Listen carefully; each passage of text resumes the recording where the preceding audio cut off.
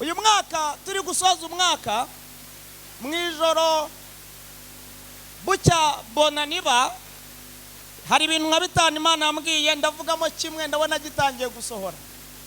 Imana arambwiye ngo ngiye kugukoresha kandi ugiye kuvuga ibyo abandi bananiwe kuvuga. Ndumva rero ntabwo bafite bwo guhagararira Imana nkaba mu cyuho nkamera nka Mose nkavuga ibyo abandi bananiwe kuvuga, wenda umuntu akazanabizira ariko ari kuvuga ukuri kw'ijambo ry'Imana. Ndashaka kubwira ngo ibyacu byishwe n'abo dusengana n'abo tugendana. Jya wirinda cyane wowe utunga kwera kwa ucungane n'izamu ryawe, abo wita ko ari abantu bazima abenshi usanga bafite izindi mbaraga zitamenyekana. Mujye mwirinda cyane, simvuze ngo mwangane, icyo mvuze ndakizi. Kandi ibyacu byicwa no kubabwira ibyacu byose, umuntu akivamo akakubwira amabanga ye yose ugira ngo uri kuyabwira umuntu muzima, kumba ari umufilisitiya agahita akujyaniriye. Urugo rwawe akarusenya, twabuze abanyamabanga, twabuze abo turuhukiraho. Bamwe bararushe, imitima irarushe, tubuze abo twaturira ibyaha. Uraturira umuntu uti nasambanye n'ibyo, agahita kujyana akakugeza iriya. Twabuze abantu, twabuze abizerwa, twabuze abantu. Madamu aragenda asangira n'umufilisitiya saa sita. Uyu mufilisitiya basangiye amuha icyayi ariko yashyizemo akantu. Madamu aruka ibasi yuzuye amaraso yenda gupfa. Hanyuma madamu ahita azana amazi mu nda, amaze kubyara indizamo amazi yenda kupastinga. Muranyumvishije se ubwo? Ajya no ku mwuka, abura umwuka, bamutera ibishashi 6, aranava cyane, 6 by'amaraso yanga gukama. Kubw'imbaraga z'umufilisitiya wamukozeho birangira madamu wanjye apfuye yitaba Imana. Ndashaka kukubwira ngo tunga kwera ko Imana izi kurwanirize uyu mufilisitiya wakugerageje igihe kirekire.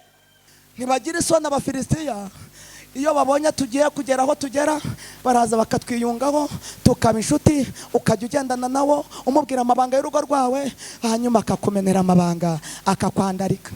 Ariko ndumva ijwi ry'Imana, Imana iravuze ngo irabira mbiwe, ibirabira mbiwe. Numvise ijwi rivuze ngo irabira mbiwe. Ubu buzima twabayemo iraburambiwe. Ibintu bimeze nk'imikino mu nzu y'Imana, Imana irabirambiwe.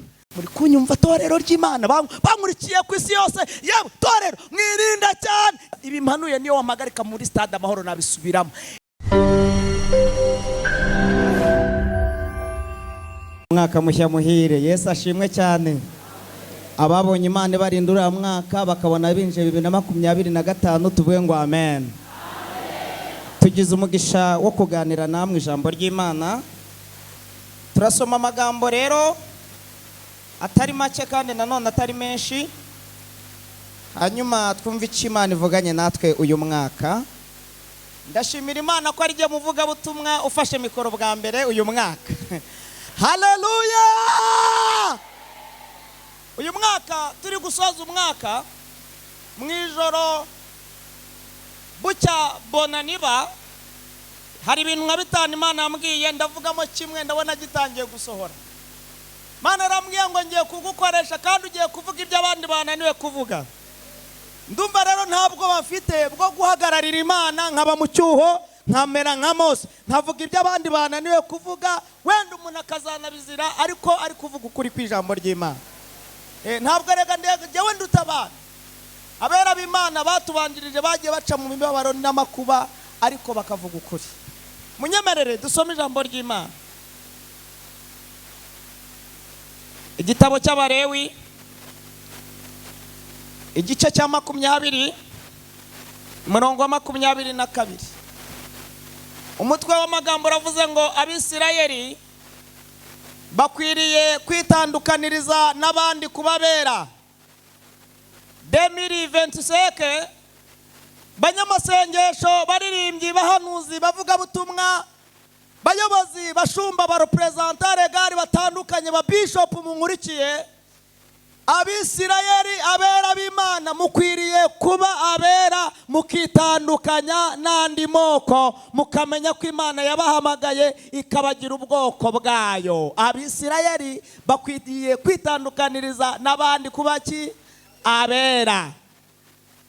Dusome. Bibiliya iravuze ngo nuko mujye mwitondera amategeko yanjye yose n'amateka yanjye yose mubyumvire, kugira ngo igihugu mbajyanamo guturamo kitazabaruka. Kandi nabwiye mwe nimwe muzahabwa igihugu cyabo gakondo, nzakibaha kugihindura igihugu cy'amata n'ubuki. Ndi Uwiteka Imana yanyu yabatandukanije n'andi mahanga, nicyo gituma mukwiriye gutandukanya itungo n'inyamaswa bidahumanya n'ibihumanya, n'igisiga n'inyoni bihumanya n'ibidahumanya. Ntimukiyandurishe itungo cyangwa inyamaswa cyangwa igisiga cyangwa inyoni cyangwa ikintu cyose gikururuka hasi. Nabigishije kwitandukaniriza nabyo kuko bihumanya. 26 turavuze ngo kandi mu mbera torero 2025 hari ikimana dukeneyeho, kandi mu mbera kuko Uwiteka nduwe. Uyu mwaka ni ikimana ishaka ko dutangirana aya masengesho, irashaka ko dutangira uyu mwaka turabera. Sifa kwa Mungu. Imana iravuze ngo uyu mwaka muzambera. Haleluya. Kandi mumbere abera kuko Uwiteka. Dusome Itangiriro igice cya 26, duhere ku murongo wa 12 turagera 19. Ndababwira amagambo Imana yashyize ku mutima kugira ngo tuyaganireho cyane. Haranditse ngo Isaka, Itangiriro igice cya 26 umurongo wa 12. Isaka biba muri icyo gihugu muri uwo mwaka yeza birushaho inshuro 100. Uwiteka amuha umugisha. Uwo mugabo aba umukire, agenda arushaho, agezaho yabereye umukire cyane. Yari afite imikumbi n'amashyo n'abagaragu benshi. Atera Abafilisitiya ishyari. Muranyumvishije? Atera Abafilisitiya ishyari. Amariba yose abagaragu base bafukuye, Aburahamu se akiriho, Abafilisitiya bari barayasibishije ibitaka. Bari baragize gute? Bari barayasibishije ibitaka. Abimeleki abwira Isaka ati genda utuvemo kuko uturuta cyane. Isaka avayo, abamba amahema ye mu gikombe cy'igereri, aturayo. Isaka asibuza aka kantu gace umurongo. Isaka asibuza amariba bafukuye Aburahamu sakiriho, kuko Abafilisitiya bari barayasibye. Aburahamu amaze gupfa ayita amazina se yayise. Irya mbere 19. Abagaragu ba Isaka bafukura muri icyo gikombe, babonamo iriba ry'amazi adudubiza. Abashumba b'igereri batonganira ayo mazi n'aba Isaka, bati na yacu. Isaka yita iryo riba Eseki kuko bamugishije impaka. Bongera gufukura irindi riba, naryo bararitonganira, aryita Sitina. Avayo afukura irindi riba, ryo ntibaritonganira, aryita Rehobote. Aravuga ati none Uwiteka 2025 Uwiteka dushyize ahagutse. Haleluya. Tuganira amagambo ageze muri 2. Ijambo rikomeye Imana ambwiye kubabwira ni ijambo rivuga ngo ayo basibye arahagije. Amariba basibye arahagije y'abarokore. Ayo basibye ku buzima bwawe arahagije. Baragusibiye, wagerageje gutera imbere biranga, nta kindi cyabyishe. Ni imbaraga utigeze umenya aho ziri, kandi zari imbaraga zikomeye zikurusha amaboko. Wagerageza gukora zigasiribanga ibyo wakoze. Barayasibye, Imana irareba. 2024 irabyihorera. 2025 irahagurutse, irashaka kugufukurira iriba Abafilisitiya batazongera gusiba. Ni umwaka Imana ikeneye yemeye ko dutunga kwera kwayo, hanyuma ikaza gufukura iriba ku buzima bwawe, ariko abafilisitiya batazongera gusiba. Ayo basibye rero data yambwiye ngo arahagije. 2024 iterambere ryawe abafilisitiya bararyangije. Uba warashingiwe nk'abandi, bizinesi yawe iba yarazamutse nk'abandi, ariko uterwa n'imbaraga z'abafilisitiya barasiba. Bamare gusiba Imana irabyihorera, iravuga ngo nzavugana nawe 2025.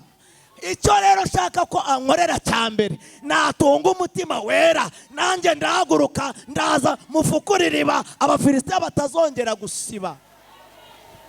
Tunga kwera kw'Imana gusa, bana n'Imana, ube mu buzima bukiranuka, wirinde icyaha n'igisa nacyo, witandukanye n'ibyaha, hanyuma urebe ibintu Imana izakora. N'uyu mwaka wa 2025 Imana avuganye n'abera, Satani akajyaza asiba ibyo bavuganye n'Imana.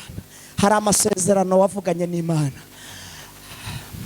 uri kumwe n'umufilisitiya arabyumva, azamuka umusozi ajya gutoba amasezerano yawe. Namwe murabizi ibyacu byicwe n'abafilisitiya. Reka nkubwire aho byapfiri, byishwe n'abafilisitiya kandi tugendana mu nzu y'Imana naho babamo. Ariko Imana iraceceka iravuga ngo reka manuke 2025 musabe ikintu kimwe, nambabarire atunge kwera kwanjye. Noneho nanjye ndashingira ko Yezu yakiranutse, afite umutima wera, nanjye ndamanuka ndarwanya izi mbaraga. Twavuze ngo amen. Nanjye ndamanuka nduwiteka ndasiribanga ibyo abafilisitiya bari barakoze ku buzima bwe. Amen, haleluya. Baherutse kunsibira, baransibira kugira ngo sengere mwene data n'abakomeza. Reka turwanywa n'imbaraga zikomeye. Bansibira mu buryo bukomeye 2016.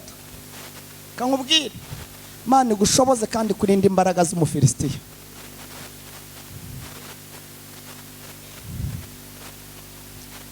Twagiye kwigisha ahantu hamwe na madamu, nari kubwiriza ubutumwa akaririmba. Kubera ko yari afite inda atwite, cyo gihe abwira mushumba, aramubwira ngo ndumva afite imbaraga nkeya, ntabwo ndi buririmbe, yiyicare mu bakristo. Umufilisitiya utarakebwe ajya kumuforusa kumuzana imbere, kandi madamu yamaze kubwira mushumba ko yiyicara mu bakristo akumva ijambo ry'Imana nk'abana. Araza akimukoraho, ababyeyi mu byumve, madamu ibimenyetso byo kubyara aho ngaho mu rusengero ahita gutya yicaranye, amukozeho gutya gusa, umufilisitiya amukozeho, ahita hagaragara ibimenyetso byo kujya kubyara. Madamu yikubita hasi, twamuvanye mu rusengero tuhita tumujyana kwa muganga. Kuwa gatandatu 4:17 ahita abyara umwana utagejeje igihe w'ikiro na magaramu 600. Hanyuma ahita arwara uburwayi bukomeye. Wa mufilisitiya wamukozeho amuteza imbaraga zitamenyekana. Ndashaka kubwira ngo ibyacu byishwe n'abo dusengana n'abo tugendana n'imbaraga z'abafilisitiya. Tawirinda cyane, wowe utunga kwera kwa ucungane n'izamu ryawe. Abo wita ko ari abantu bazima, abenshi usanga bafite izindi imbaraga zitamenyekana. Mujye mwirinda cyane. Simvuze ngo mwangane, icyo mvuze ndakizi Theo, icyo mvuze ndakizi.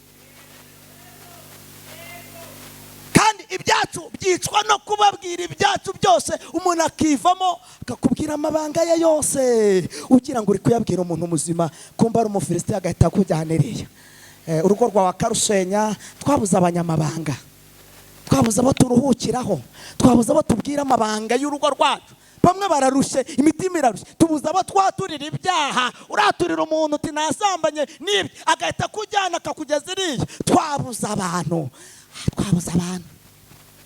twabuze abizerwa, twabuze abantu. Narindi kubwira mwene data, ndamubwira ngo Imana izaha amavuta y'umwaka wose mwene data, nta bwoba, kubera ko imbaraga akoresha ayoboye iteraniro aravunika. unavunika sana. Ngaho utekereza mwene so uri imbere yawe nimvunavunika, warangiza ukirirwa umutaranga umuvuga, ntunaha agaciro ibyo avuga n'ibyo akora. Uri umufilisiti uracyakeneye kongera ugasanga Yesu akagukiza, kongera akakubatiza.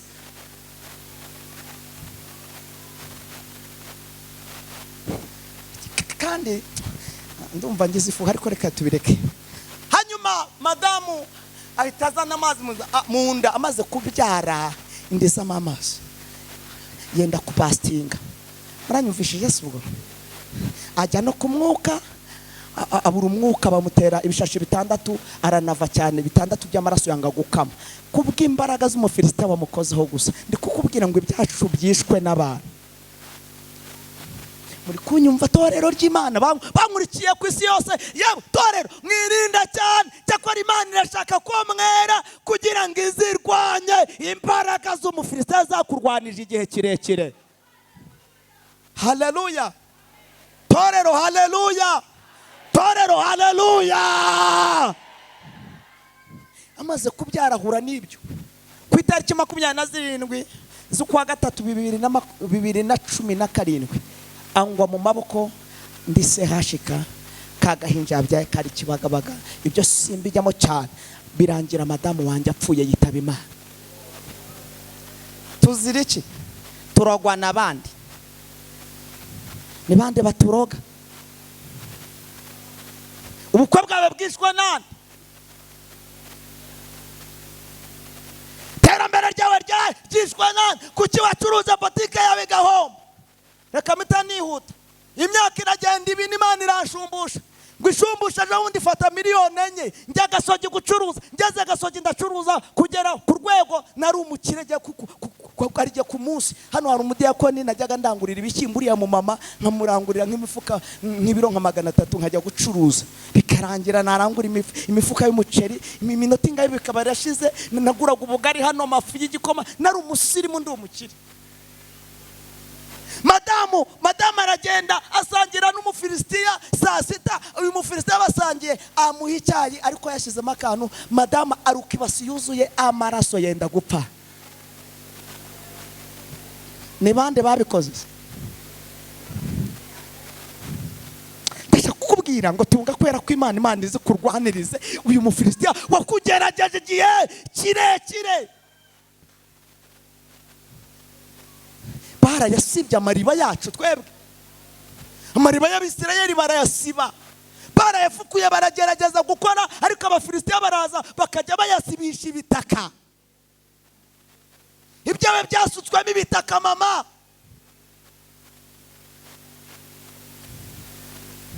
Ndumva Imana ivugana nanjye. Haleluya, haleluya. Nari umucuruzi ukomeye, najyaga mfata karifani nkaza nkakuzuza, nkajya gucuruza. Hajya nigeze gucuruza 207 ku munsi. Urumva nari mu kazi. Madamu wamaze kumuroga ndavuza biranga, ariko biba ngombwa ko mwoherezi wabo bajya kumuvuza, bamuha imiti arakira. Agarutse arambwira ati sheri, ibi bintu ntabwo nabivamo, aho gupfa none napfejo. Ubwo abafilisitiya baraje bakora ikintu kibi, babonye madamu adapfuye, noneho biga indi systeme yo guhumanya boutique. Barakajya bazinduka mu gitondo bagahumanya. Iki kintu reka nyivuge mvuye ku ruhimbi. Mushumba yarambwira ninjya mvuga ikintu gikomeye, njya mva ku ruhimbi hana ho kubaho. Uretse ko abantu bubahutse iby'Imana, uru ruhimbi n'urwo kubaho. Bakajya bazinduka, umufilisiti umwe agateka hano, tura wasi hano, undi agatura wasi wano, undi wano. Bose ari nka 6. Madamu akazinduka agakura umwanda aho ngaho imbere ya botike. Mu gihe babikoraga bakiriya ntangira kubabura. Abatondaga umurongo bavuga ngo tujya guhahira pasiteri, banyitaga pasitoro. Rero iyo uri umukristo, umuntu wese akwita izina bigendanye n'icyo uri cyo. Twe turi abapasiteri bataradusutseho amavuta gishumba kubera umurimo w'Imana dukora. Yaba segonderi banyitaga pasiteri, kaminuza banyita pasiteri, n'ubu mu buzima busanzwe no muri quartier aho nuye ndi umupasiteri, ariko ntabwo nabyimikiye nta mavuta basutseho. Tagira uza kuvuga ngo nigize umupasiteri jewe. Ariko Imana hari uburyo yatuzamuye mu buryo bw'umwuka twebwe. Haleluya. haleluya. Nubwo tutagaragara hari ibintu Imana yaba yaravuganye natwe nubwo bitarasohora biri mwiba. Tujya kwa pasiteri guha agira ubugari bwiza, tujya kwa pasiteri, hanyuma pasiteri abapasiteri bamaze kuhahumanya, abafilisitiya bamaze kwangiza, abakiriya bose barabura. Narangura ubugari bukazamo ibintu byitwa bitagangurirwa, narangura ibirayi biro 400 bikabura tukamena. Madamu arambwira ati iki gihombo ntitwagishobora. Tujya muri Rwanda Revenue dufungisha tini namba y'ubucuruzi, turataha gutyo turahomba imiliyoni enye zigenda nzireba. Mwiriwe neza. Itukurura ibyawe. Twihute dusomye inkuru z'Abisirayeli. Munyikirize haleluya. Haleluya. Dusomye inkuru za Isaka. Isaka umuhungu wa Aburahamu. Isaka yabyaye abana babiri, Esawu na Yakobo. Yakobo yabyaye abana 12 n'akandi gakobwa kitwa Dina kamwe. Ndashaka kwivugira rero ku rugendo rwa Aburahamu. Aburahamu uyu nguyu yari afite amariba, yari yarafukuye ageze mu gihugu cya Egiputa. Mbibutsa ko Aburahamu ageze muri Egiputa ari guhunga inzara. Nibutsa abantu ko inzara itagira isoni. Inzara nta soni igira, my friend. Inzara nta soni ifite. Inzara yafashe Aburahamu bamanutse bajya guhunga inzara, bavuye muri Sira bajya mu Egiputa. Akabwira Sara akamubwira ati sheri wihangane nitugera muri Egiputa uvuga ko ndi brother wawe. Urumva inzara ituma umugabo yihakana umugore? Urumva inzara ari nziza wowe? Bageze muri Egiputa rero ngo Aburahamu abumukire nawe, hari amariba yari yarafukuye kugira ngo Abisirayeli bajye bayanywera. Munkurikira mu nyuma ngo muzehe ngo amaze gupfa ngo abafilisitiya baraza basiba amariba ya Aburahamu bari barafukuye bayasibisha ibitaka. Ngo bucya kabiri inzara itera mu gihugu nanone. Umuhungu we bita Isaka nawe arasuhuka, yari afite umugore bita Rebeka. Abwira Rebeka ati duhungire mu gihugu cy'Abafilisitiya cy'ahantu bita Igereri, kiyobowe n'umugabo bita Abimeleki. Abimeleki yari umwami w'iki gihugu, niwe yaroboye Abafilisitiya, yari umwami w'Abafilisitiya iki gihe. Hanyuma munkurikira mu nyumve nihute cyane.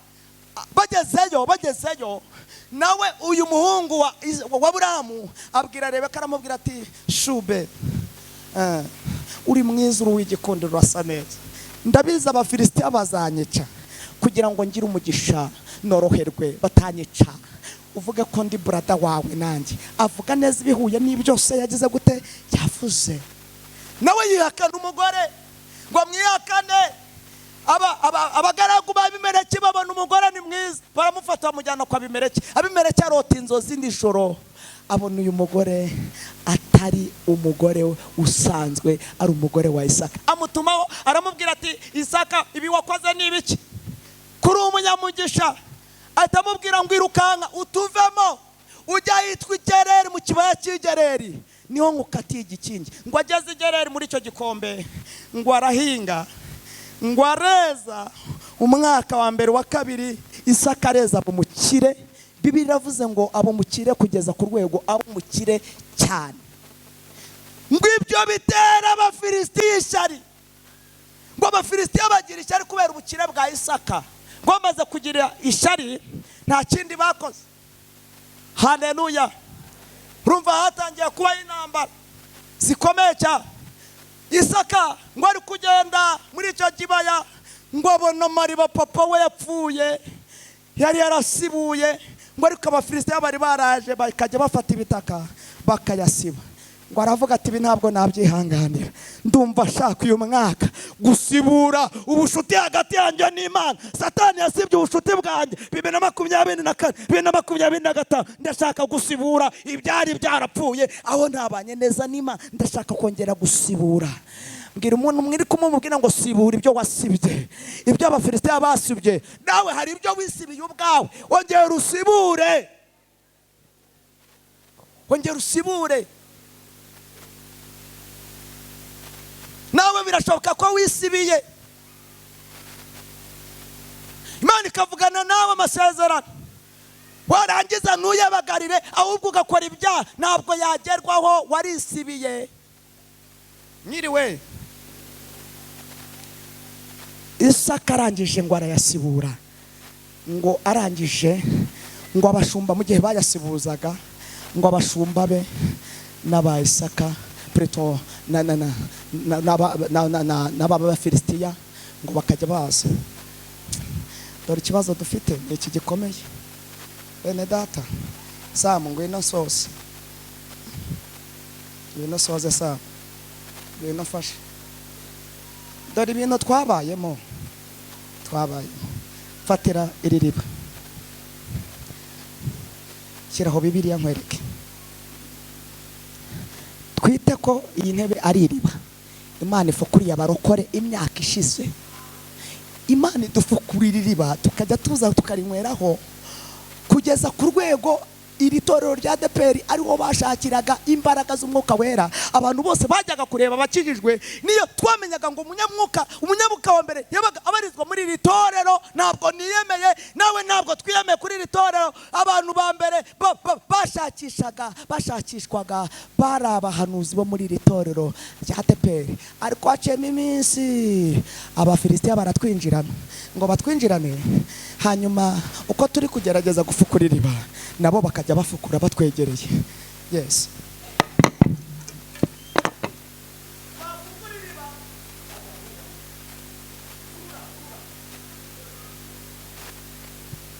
kurura na yacu se no mu murimo w'Imana na yacu, ni twebwe dore nibi twabayemo. N'amaturo na yacu, ariko kudashyiramo imbaraga. Dore izi ntambara zabaye mu murimo w'Imana na yacu, ni twebwe dushoboye, nitwe twize, ni twebwe na yacu.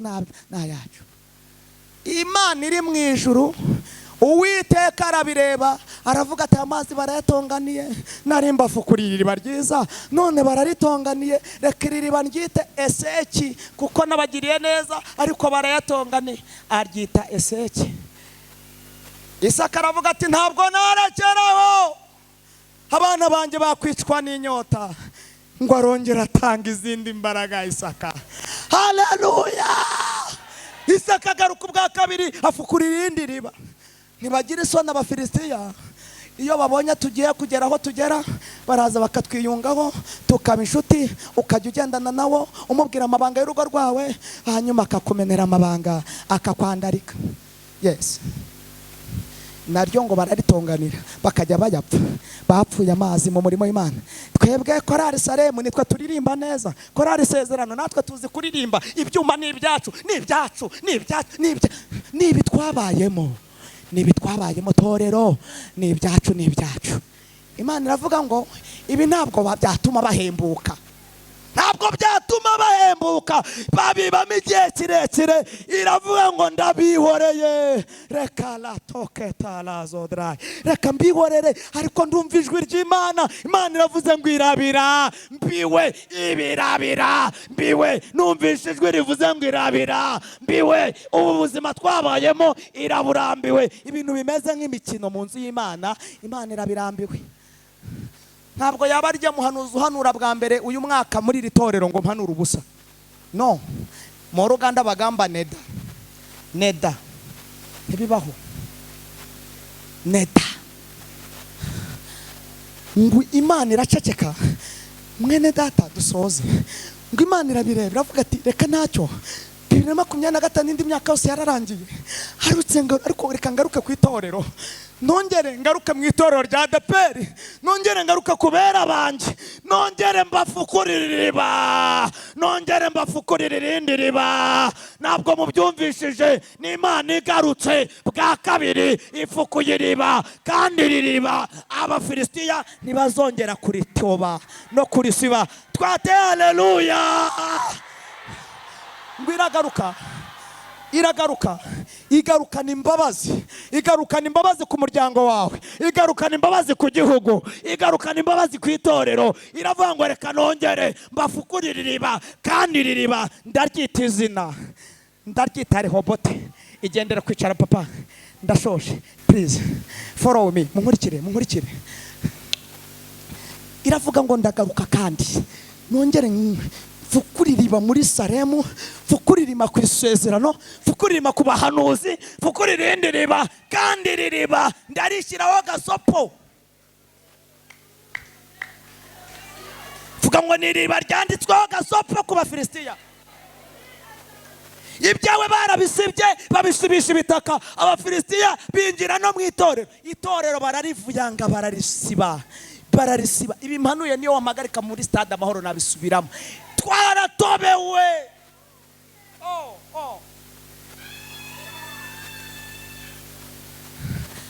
Twarasibiwe. Ariko reka nange ikintu cyitwa ihumure, kuko Imana avuganye nanjye muri aya magambo.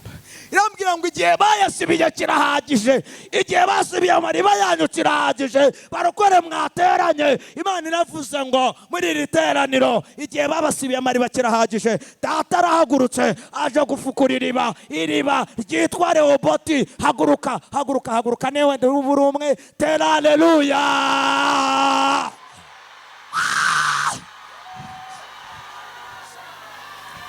Iri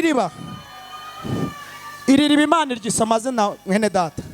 Iri riba Imana yavuze ngo ryise Rehoboti.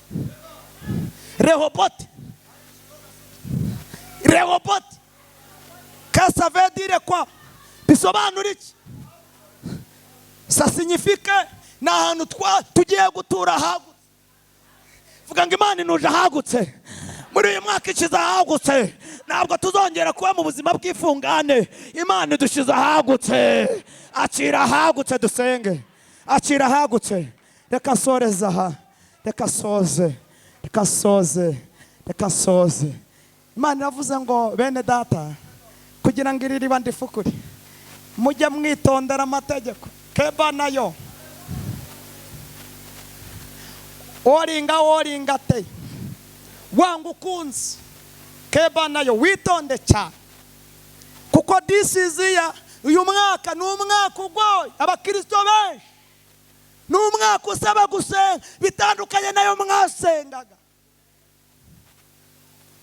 Ni umwaka tujya gusoza uyu mwaka. Mwene data hari ijambo yavuze rinera ubwoba, nari musubiremo tuvuye ahantu kwigisha, ndamubwira ngo amagambo yavuze urayibuka? Ati nayahise. Yaravuze ngo mbikwiye ko uriya mwaka muzakorera Imana, utazakorera Imana azakorera Satani. Urabyibutse dada? Ni umwaka wo gukorera Imana cyangwa ugakoreramo Satani. Ni umwaka wo kwera cyangwa ukaba umupagani bikamenyekana. Ukajya ureka kuza kujijisha abantu ugaragaza ko ukijwe kudakijwe, uri umupagani wo muri se. Imana irabirambiwe. Dusenge. Iravuze ngo hari ikintu mbasabye. Nabahaye amazu, simbasabye amazu ya. Nabahaye amamodoka. Reka mbasabe torero, mwambabariye uyu mwaka mutangiye mukiyangana buri wese mu rugero rwe uko ashobojwe akagerageza kumbera uwera. Iki kintu Imana basabye kirakomeye. Mwakwihanganye tukababera mu byo tuvuga. Urakoze mwana. Reka dufata akanya dusenge. Uriya mwaka birashoboka ko kutabaye uwera, tatunze kwera kw'Imana. Abadiakoni please close. Mufunge inzugi dusenge. Cyangwa se nimba dusenga zikingwe nta kibazo, ndetse ngo dusenge twinginga Imana idushoboze kubabera, kugira ngo Imana ibone uko ifukura iriba nuko tubanza kwera. Wareze wigeze utunga kwera kw'Imana wowe? Ntabwo watanze bonana ugatangana noye? Tugira abantu ngo bazi gutanga twabonana na noye.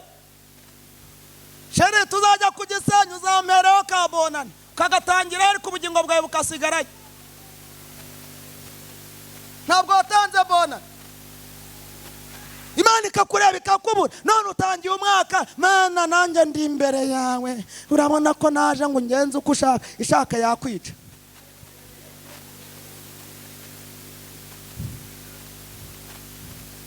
Mwitonde uyu mwaka n'umwaka Imana ishaka gukorana n'abantu. Kandi abo mwari muzi abimana bamwe igihe birukankana, hari ibintu n'ubu tuvugana inama yo mu ijuru iri gutoranya. Hari abantu mugiye kumva amakuru, mugiye kuva muri iri torero, muri iri terero mwumva amakuru kwa rimwe na rimwe hari abantu bamwe na bamwe mutazongera kumva ahangaha. Bamwe na bamwe mwiriwe. Imana irashaka gutunganya Rehoboti tukongera tukanywa kandi ntitunywa amazi y'ibirohwa, ntitunywa amazi abafilisitiya batobye banasibye. Amena, amena, haleluya. Kabiri, Imana igiye gukorana n'abitwa ko ari ba Dawidi ariko batunze kwera kw'Imana mu mitima yabo. Imana ikeneye ko dutunga kwera ikaza kudufukurira iriba. Hanyuma tekereza neza, watunze kwera kw'Imana uyu mwaka? Dusoze, soreje aho, Imana ikumpera umugisha. Papa, watunze kwera kw'Imana? Mama, watunze kwera kw'Imana no mu rugo? Mu bana bawe watunze kwera kw'Imana? Ndagira ngo twitekerezeho turebe. Nusanga utaratunze kwera kw'Imana, uhagurukire mu mwanya wawe. Uyu mwaka n'umwaka Imana ishaka gufukurira abarokore iriba kugira ngo bamwe bahembuke. Igihe biciwe n'inyota kirahagije, ariko se iraha amazi bandi, irahembura abandi. Ni umuntu ufite kwera kw'Imana mu mutima we. Hagurukira aho wicaye dusenge. Imana iguhe umugisha. Nawe Imana iguhe umugisha. Nawe Yesu yo kukomera Imana amashyi dushimira Imana. Imana irabyaye, Imana irabyaye. Uyu mwaka Imana irabyaye, ndayishimiye. Ntimwihagarareho kugira ngo Imana izane igisubizo cyawe. Nuko ubanza ugakura ibyaha n'ibicumuro muri wowe, kongera ukagarura Imana agaciro. Imana ata agaciro kubera wowe wetesha agaciro muri karitsiye, no mu rugo rwawe urarutongana n'umugabo wawe n'umugore wawe mugatongana. Abana ni ukubatuka ngo mwabicucu mwe mwanjije mwe. Ibyo nabyo uri gutesha agaciro imirimo y'Imana yakoze. Ababyeyi batukana, namwe mwihana uyu mwaka ntimuzongere gutuka abana banyu, kuko ni icyaha kibi gikomeye. Ibaza umututse ngo ni igicucu agahita agendanira ko. Mwirinde cyane, mwirinde cyane. Mutunge kwera kw'Imana mu byo muvuga n'ibyo mukora. Reka duhaguruke, umuntu wese wumva ataratunze kwera kw'Imana ahagurukira hari dufatikanye nawe gusenga. Kandi Imana ibahe umugisha, Yesu abahe umugisha cyane. Haguruka mama. Mu rwego rwo kubahiriza igihe rero, n'inyuma hari undi mwene data. Reka twinginge Imana idufashe. Reka dufatikanye twinginge pastor, mo pastor Fenesi muze hano kugira ngo mumfashe dusengere aba bantu b'Imana basanze bataratunze kwera kw'Imana muri bo, kandi bakeneye ko nabo Imana ibafukurira iriba ryitwa Rehoboti. Kugira ngo iri fukure nuko bakurwaho ikintu cyitwa urubanza rw'ibyaha, hanyuma Imana ikabona hihera. Wanyemerera nk'umushumba wabyerejwe ukadusabira imbabazi, kandi ntabwo nongera gufata mikoro. Yesu akomera umugisha uwo warudukurikiye. Imana ibaha umugisha mu izina rya Yesu, amen. Amen.